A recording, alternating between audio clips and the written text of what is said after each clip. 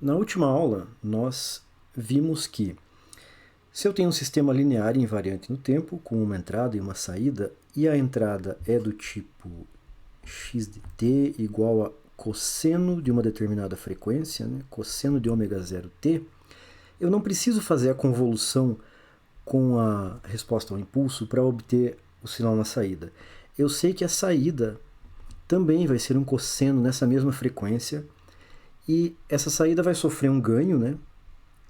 Que é o módulo da resposta em frequência naquela frequência. Então, eu obtenho a resposta em frequência para essa frequência ômega 0 em questão, vai ser um número complexo, e o módulo desse número complexo, né, vai ser o ganho que eu vou impor a esse sinal de entrada, gerando a saída. Então, ele também vai ser um cosseno daquela mesma frequência, e ele vai ter também uma defasagem, né? Vai ser somada a fase desse sinal à fase daquele número complexo dado pela resposta em frequência na frequência ômega 0. Então isso simplifica um pouco a análise, né? Desde que eu tenha a resposta em frequência, né? Desde que eu conheça a resposta em frequência. E isso vale também para exponenciais complexas, né? Se a entrada é do tipo e na j ômega 0t, a saída vai ser do tipo e na j ômega 0t também. E aqui também vai ter um ganho que corresponde ao módulo da resposta em frequência lá na frequência ômega 0. E eu vou ter também uma defasagem, ou seja, eu vou somar aqui uma fase, que é a fase daquele número complexo, né? H de ômega 0. A ideia agora é entender o porquê disso, principalmente o porquê dessa relação aqui. E o caso do cosseno e também do seno vai ser uma consequência disso. E no próximo vídeo ainda a gente vai usar isso para estabelecer a relação entre resposta ao impulso e resposta em frequência. Então agora a gente vai olhar com calma para essa exponencial complexa, né, em função do tempo, e ver quem é esse sinal. Bom, o que a gente chama de exponencial complexa, aqui na área de análise na frequência, sinais e sistemas, controle, telecomunicações, é esse sinal aqui, e na j ômega 0t. E a gente pode usar a fórmula de Euler para decompor esse sinal em cosseno de ômega 0t mais j seno de ômega 0t. Para começar aqui, vamos colocar um exemplo com a frequência ômega 0 igual a 1. Então ele vai ter frequência unitária. Esse sinal vai ser o E na jt, porque o ômega 0 é 1, é o cosseno de t mais j seno de t. E esse sinal tem uma parte real e tem uma parte imaginária. Então eu preciso de pelo menos dois gráficos para representar esse sinal.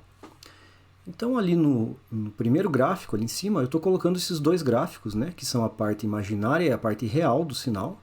Então a parte real corresponde ao cosseno, está em azul, e a parte imaginária corresponde ao seno, em laranja.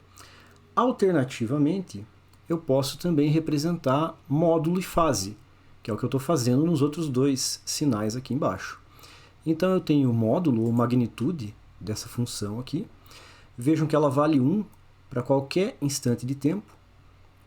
Se a gente pegar, por exemplo, aqui, no instante de tempo π sobre 4, aqui, né? Aqui onde eles se encontram, eu vou ter o x de π sobre 4 vai ser igual a cosseno de π sobre 4 mais j seno de π sobre 4. A gente sabe que o cosseno de π sobre 4 é raiz de 2 sobre 2. E o seno de π sobre 4 também é raiz de 2 sobre 2. Então, nesse caso aqui, eu tenho um número complexo, né? cuja parte real e a parte imaginária, vamos colocar aqui real e imaginário, tem o mesmo valor, que é raiz de 2 sobre 2. E está aqui esse cara, né? Esse número complexo, esse aqui seria o módulo dele e essa aqui seria a fase dele, né? O módulo desse número aqui vai ser igual a 1 e a fase vai ser igual a π sobre 4. Então a gente pode representar esse número assim, né? 1 ângulo π sobre 4. Ou o que é mais rigoroso, mais correto, é módulo 1 e a fase a gente pode representar assim, né? J π sobre 4. Esse aqui é um número que tem módulo 1 e fase Jπ sobre 4. É só vocês jogarem na fórmula de Euler que vocês chegam nesse número aqui, né? Então, reparem que o módulo dessa função aqui, desse sinal, para o instante π sobre 4 vale 1. E se vocês fizerem isso para qualquer outro instante de tempo, vai dar 1 também. Ou seja, essa exponencial imaginária aqui, essa exponencial complexa, é um sinal no tempo que sempre tem módulo 1. O que está variando aqui é a fase, né? Então, eu posso pensar essas componentes seno e cosseno como um fazor girando aqui, né? Aqui eu tenho o módulo, né? A magnitude do sinal, e ele vai girando com um certo ângulo aqui, conforme o tempo passa, e a frequência está relacionada com a velocidade desse giro, né? A gente pode pensar assim. Então, conforme o tempo passa,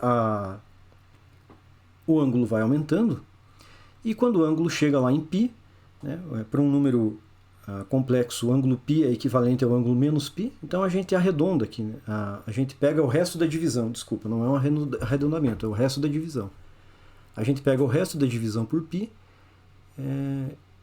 e utiliza aqui, plota graficamente. Seria a mesma coisa que eu representasse ele crescendo indefinidamente aqui como uma reta, né? Estou pegando sempre o resto da divisão por π desse ângulo.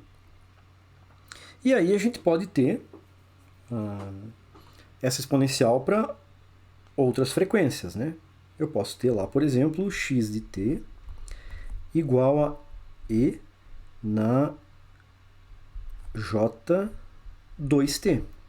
Isso corresponde à frequência ω0 igual a 2. Então, está aqui o exemplo. O que vai acontecer? As coisas vão acontecer com o dobro da velocidade, né? Com o dobro da frequência. E a mesma coisa se eu tiver a frequência 3, né? Vejam que não vai afetar o módulo, porque o módulo é constante, né? Mas afeta a parte real, a parte imaginária, e consequentemente afeta o ângulo. Tenho aqui a frequência 4 e assim por diante, né? Eu posso ter frequência negativa? Sim, posso ter frequência negativa. Geralmente a gente usa o nome frequência como eventos por segundo, né? Então, por exemplo, se eu vou à universidade uma vez por semana, essa é a frequência com que eu vou à universidade. O que seria uma frequência negativa, então? Eu posso ir um número negativo de vezes por semana? Não faria sentido, né? Mas aqui, frequência é simplesmente esse argumento aqui, que vai na exponencial complexa. E esse argumento pode sim ser negativo, e por isso existe aqui definido o conceito de frequência negativa sem problema nenhum. Então, por exemplo, aqui eu tenho a exponencial com frequência menos 4 radianos por segundo. Só vai alterar, como vocês podem ver aqui, o sinal da parte imaginária, né? Eu vou colocar aqui, se eu pegar o E na J4t, vou deixar o mouse aqui, vocês vão ver que se eu colocar na menos 4t, simplesmente vai mudar o sinal aqui, ele vem para baixo, né? Essa é a única diferença. E isso vocês podem comprovar jogando o sinal ali na fórmula de Euler. Muito bem, esse é o conceito de frequência, então.